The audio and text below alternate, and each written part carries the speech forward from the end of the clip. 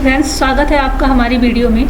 Friends, हमने अपने पिछली वीडियो में राष्ट्रपति और उपराष्ट्रपति से संबंधित क्वेश्चन को कराया था और इस वीडियो में हम प्रधानमंत्री से संबंधित क्वेश्चन को लाए हैं। तो इसी तरह हम सीरीज में अपने नेक्स्ट वीडियो को भी लाएंगे जो संसद से संबंधित सभी प्रश्नों पे होंगे। तो आप हमारे इस वीडियो को देखने के लिए हमारे चैनल को लाइक और सब्सक्राइब जरूर कर लें, जिससे आने वाला नोटिफिकेशन आपको मिल सके और आप उसे देख सकें। चलिए फ्रेंड्स, हम क्वेश्चन को करते हैं। पहला क्वेश्चन है, भारत का प्रधानमंत्री किसका मुख्य होता है? आंसर है केंद्रीय सरकार का। तो फ्रेंड्स, हम आपको इसे थोड़ा डिटेल से समझाने की कोशिश करेंगे कि भारत का प्रधानमंत्री किसका मुख्य होता है। तो वो होता है केंद्रीय सरकार का मुख्य होता है।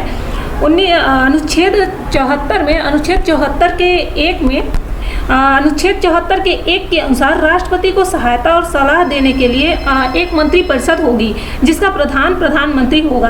और इस तरह भारत का प्रधानमंत्री केंद्रीय सरकार का प्रमुख होता है। प्रमुखतः ये लोकसभा में बहुमत वाले दल का नेता होता है और अनुच्छेद 78 के अनुसार यह प्रधानमंत्री का कर्तव्य है कि मंत्रिपरिषद के सभी विनिश्चित से राष्ट्रपति को संसूचित करे और जो जानकारी राष्ट्रपति मांगे वह दे। यह प्रधानमंत्री का दायित्व बनता है।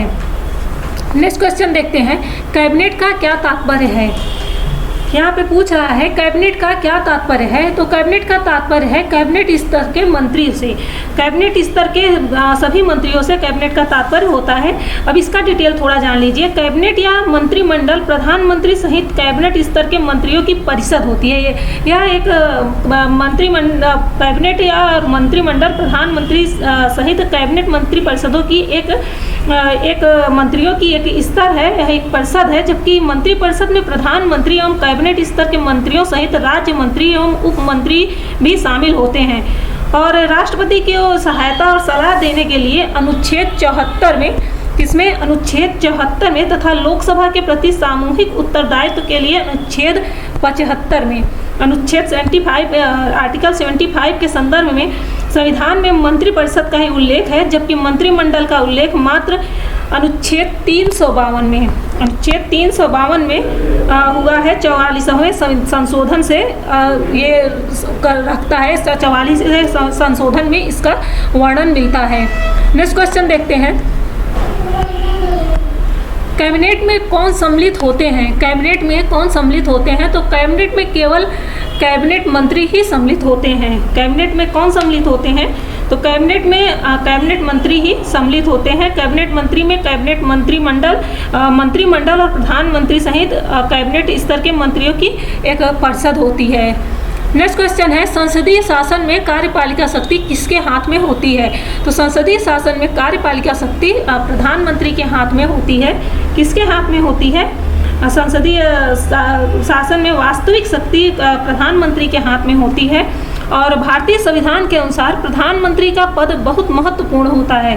प्रधानमंत्री का पद बहुत महत्वपूर्ण होता है क्योंकि संसदीय शासन में वास्तविक कार्यपालिका शक्ति प्रधानमंत्री की अध्यक्षता वाली मंत्रिपरिषद के पास ही होती है। किसके पास होती है? प्रधानमंत्री की अध्यक्षता वाली मंत्रिपरिषद के पास होती है। और प्रधानमंत्री के चयन तथा नियुक्ति के संबंध में संविधान के अनुच्छेद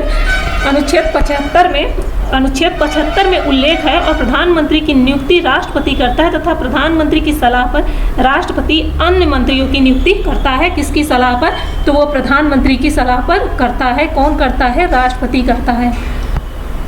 नेक्स्ट क्वेश्चन देखते हैं, यदि प्रधानमंत्री संसद के उच्च सदन के सदस्य हैं तो वे क्या नहीं कर सकते हैं? यदि प्रधानमंत्री संसद के उच्च सदन के सदस्य हैं तो क्या नहीं कर सकते हैं? आंसर है वे अविश्वास प्रस्ताव की स्थिति में अपने पक्ष में वोट नहीं दे सकते हैं।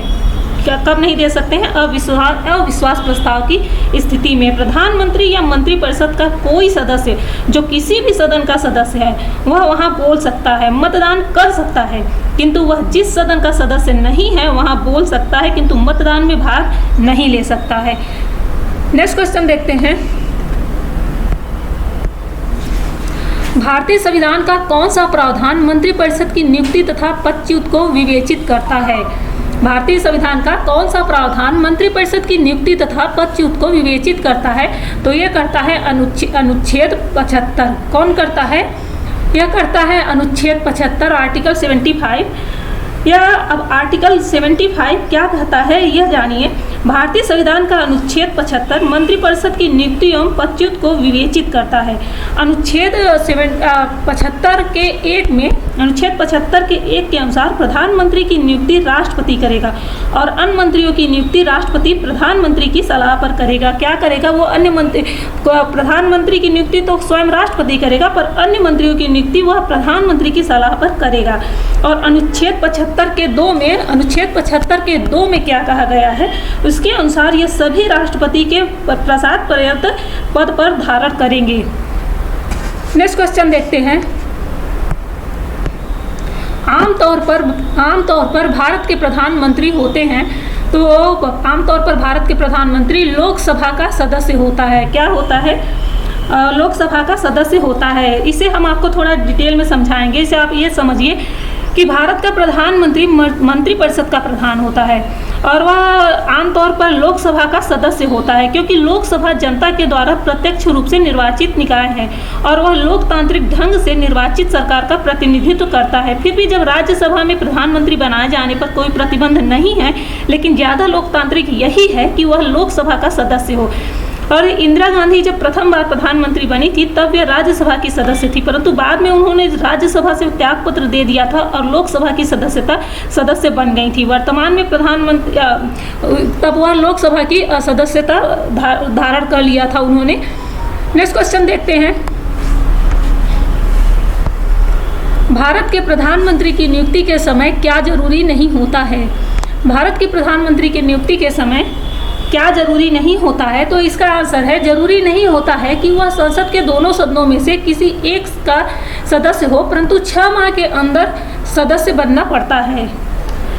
इसे आप थोड़ा डिटेल से जानिए। राष्ट्रपति द्वारा उस व्यक्ति को प्रधानमंत्री नियुक्त किया जाता है जिसे लोकसभा में बहुमत प्राप्त दल के द्वारा अपना नेता चुना जाता है और प्रधानमंत्री की नियुक्ति के समय उसका किसी सदन का सदस्य होना आवश्यक नहीं होता है।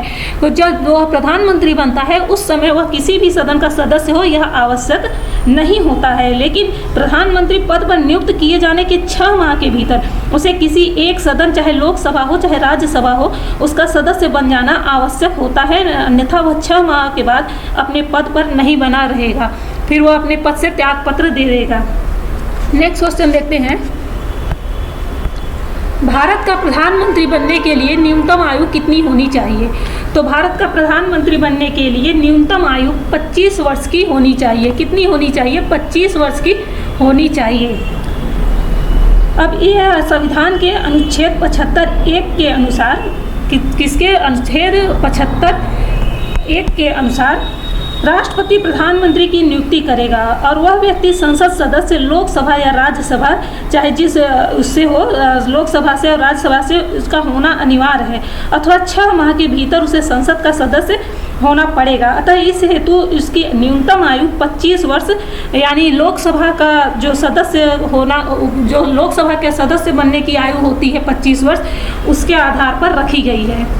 नेक्स्ट क्वेश्चन देखते हैं। उप प्रधानमंत्री के पद का सृजन कैसे हुआ है? तो उप प्रधानमंत्री के पद का सृजन कैसे हुआ है? तो यह हुआ है संविधान के प्रावधानों से हटकर। यह संविधान के प्रावधानों से हटकर इसका सृजन हुआ है।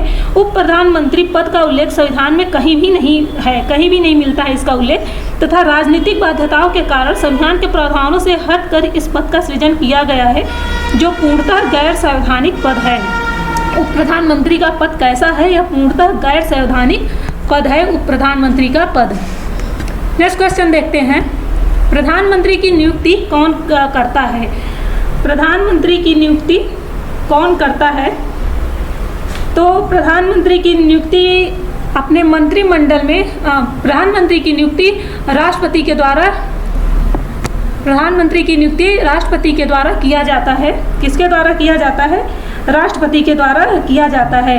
अब इसे थोड़ा आप डिटेल से जानिए। अब संविधान के अनुच्छेद 75(1) के तहत प्रधानमंत्री को राष्ट्रपति के द्वारा नियुक्त किया जाता है। यह हमने आपको अभी ऊपर बताया है कि अनुच्छेद 75(1) के तहत प्रधानमंत्री की नियुक्ति कौन करता है? राष्ट्रपति करता है।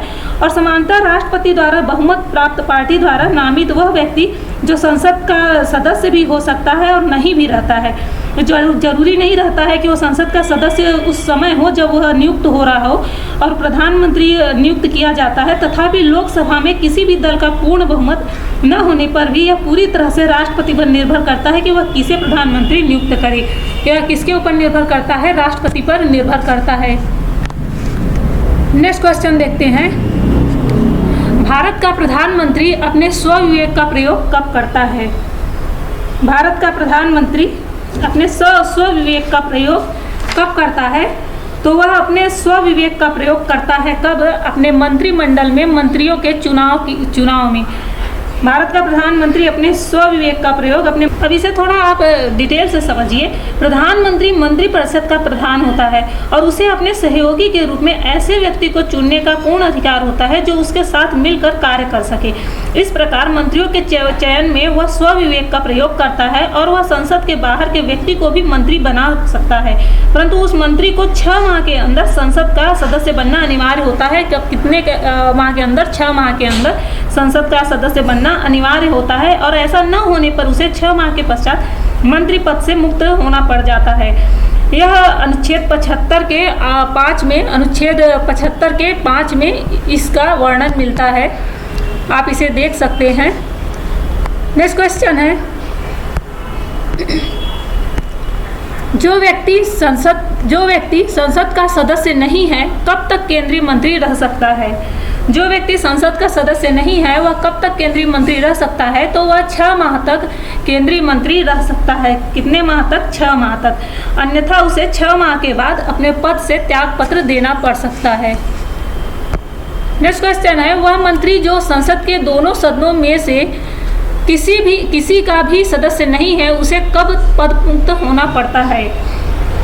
तो उसे 6 माह के बाद पद मुक्त होना पड़ता है, और नहीं तो वह 6 माह के अंदर संसद के लोकसभा या राज्यसभा किसी भी एक सदन का सदस्य बने, नहीं तो वो 6 माह के बाद अपने पद से त्यागपत्र दे दे। ऐसा प्रावधान इसमें है। नेक्स्ट क्वेश्चन देखते हैं, मंत्रिमंडल की सदस्यता किस सदन तक सीमित होती है? मंत्रिमंडल की सदस्यता किस सदन तक सीमित होती है? केंद्रीय मंत्रिपरिषद के त्यागपत्र देने के उपरांत शासन व्यवस्था पर क्या प्रभाव पड़ेगा? केंद्रीय मंत्रिपरिषद के त्यागपत्र देने के उपरांत शासन व्यवस्था पर क्या प्रभाव पड़ेगा? तो इसका आंसर है राष्ट्रपति शासन लागू हो जाएगा। क्या हो जाएगा? राष्ट्रपति शासन लागू हो जाएगा। भारतीय संविधान में केंद्रीय मंत्रिपरिषद के त्यागपत्र देने की स्थिति में राष्ट्रपति शासन लागू होने की व्यवस्था नहीं है। यह वैकल्पिक व्यवस्था है। नई सरकार के गठन होने तक वही मंत्रिपरिषद कार्य करती है। नेक्स्ट क्वेश्चन है, संघीय मंत्रिपरिषद के मंत्री सामूहिक रूप से उत्तरदायी होते हैं, तो किसके प्रति उत्तरदायी होते हैं? वह केवल लोकसभा के प्रति उत्तरदायी होते हैं।